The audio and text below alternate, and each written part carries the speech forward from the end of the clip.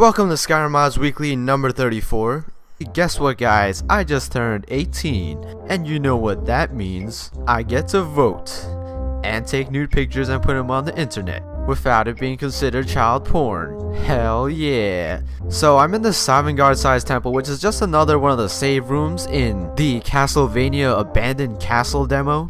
I've never actually played Castlevania, but I'm guessing save rooms are the only place you could actually save. There are several doors scattered throughout this demo that lead to save rooms, though I don't really see the purpose of using them because in Skyrim you could pretty much save wherever you want. But I'm guessing Lord Karnak just wanted to make this demo as authentic as possible, and to do that he even took it upon himself to voice his own NPC. Allow me to introduce myself. I'm Skyrim, and I'm sure you have many questions about the note. I think one of the biggest obstacles in making the quest mods that you guys so desperately crave is just getting people to actually voice the characters in the quest, and getting quality voice actors is definitely not an easy thing to do. Skyrim can be a little difficult to understand at times, but big props to him anyways for including a voiceover for his own mod. Most of the time spent playing this demo is just going to be killing stuff. It just continuously throws tons of different monster archetypes at you. There's just a huge variety of things to kill, and they get progressively harder and harder as you get further into the demo. And without a doubt, this is definitely one of the most enjoyable mods I've ever had the pleasure of playing through. You guys know me, whenever there's a new dungeon mod I have to show you guys, I always have to include a new weapon mod too. And that is the insanely detailed Hellsword adaptation. I'm not sure where Hellsword is from, but it sure looks sick. If this was hand modeled and hand textured and a totally original idea, then I have to say this might just be one of the best, if not the best sword mod on the Nexus. And one of the things I really loved about this mod is how the monsters just like come running right at you. Every time you enter a new tower, just be prepared for something to come running at you. Right here, I actually thought I was playing Zelda for a moment and you could actually smash pots for rupees and stuff, you know. I'm telling you guys, someone has to make a destructible environment mod for Skyrim. How awesome would that be? Also true to Castlevania, I believe, are glowing items like this HP bonus. I don't know what it is, maybe a tea container. Excuse me if I'm wrong about that, and I probably am. Anyways, a moment of silence for the epic Castlevania music.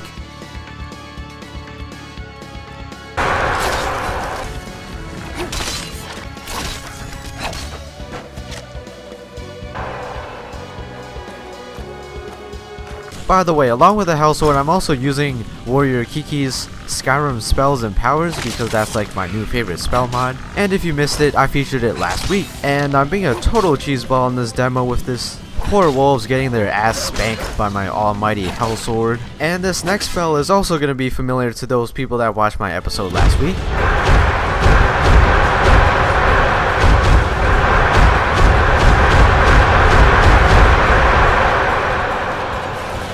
This mod is also really impressive in the visuals department too. There's a lot of stuff to see in here. I mean, a dungeon isn't complete until you have one of those torture rooms where there's dead torture victims and rotting carcasses and blood everywhere. I really love that for some reason. A dungeon really isn't complete without these visuals, and this one is absolutely sickening.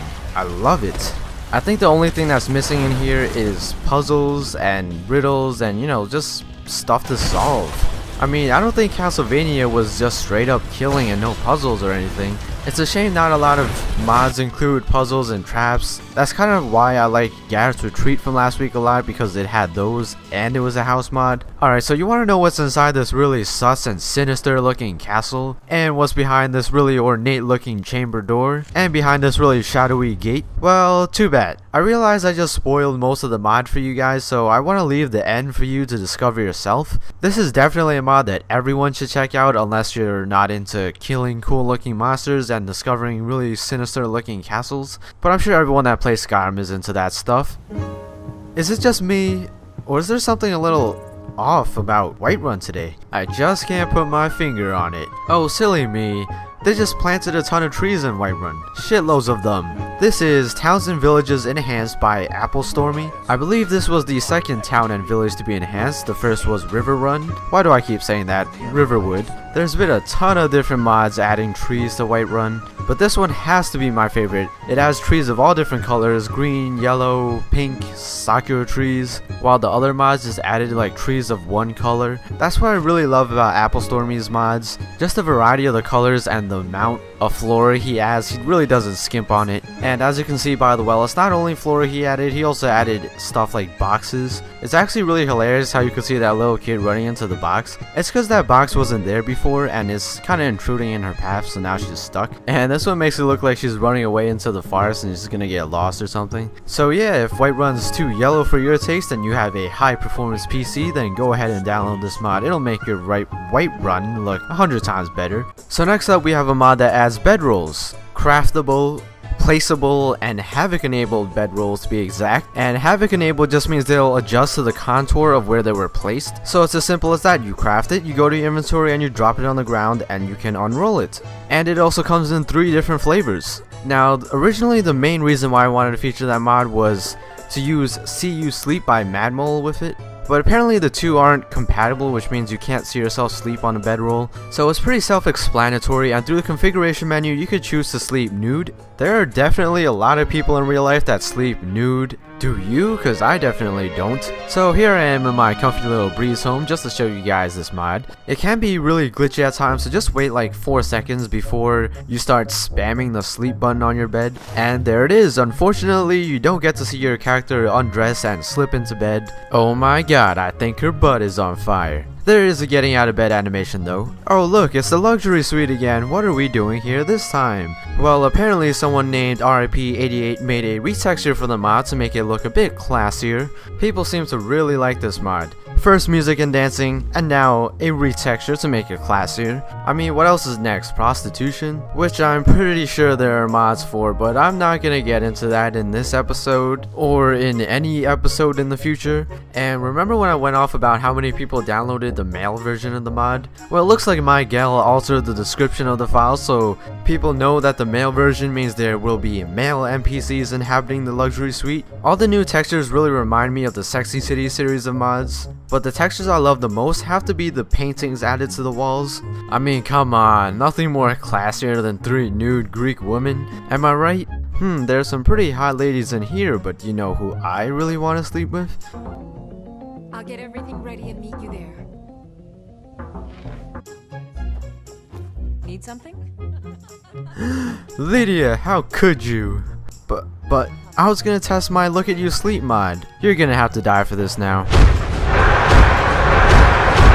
And now moving on to armor mods. Probably my favorite this week is the Tribunal armor set, or robe set by Skyrim. This is hands down probably the best original robe armor set. I'm really digging the pauldrons and the hip pauldrons. It almost reminds me of a certain World of Warcraft mage PvP set. It comes in 5 different colors and currently there's only a female version. A male version is in the works. If you like mage characters and if you play a mage character, then this is definitely an armor set you want to try out. I'm pretty sure it's lore friendly. I mean, there's really nothing lore breaking about it at all. And it's always good to see female armors that aren't skimpy, because we all know that 90% of the time someone can't make a female armor without making it look skimpy. And I think this is Skyrim's first mod, and for a first mod it's gotten really popular and really fast. And now for the skimpy armors, we have the remodeled armor compilation by Mac. This is actually a really old mod, but it's probably one of the most popular on the Nexus, considering it has over 1 million views.